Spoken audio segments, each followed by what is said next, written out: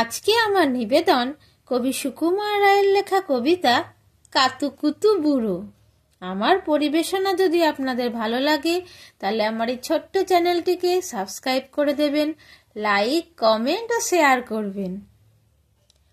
আর যেখানে যাও না রে ভাই সপ্ত সাগর পার, কাতুকুতু বুড়োর কাছে যেও না খবরদার।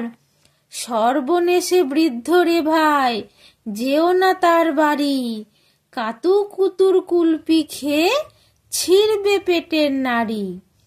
কোথায় বাড়ি কেউ জানে না, কোন সড়কের মোড়ে, একলা পেলে জোর করে ভাই গল্প শোনায় পড়ে। বিদঘুটে তার গল্পগুলো না জানি কোন দেশি, শুনলে পরে হাসির চেয়ে কান্না আসে বেশি। না আছে তার মুন্ডু মাথা, না আছে তার মানে, তবুও তোমায় হাসতে হবে তাকিয়ে বুড়োর পানে।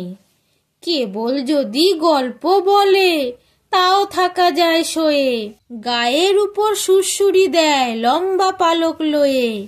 কেবল বলে হো হো হো কেষ্ট দাসের পিসি, ব্যস্ত খালি কুমড়ো কচু হাঁসের ডিম আর তিসি।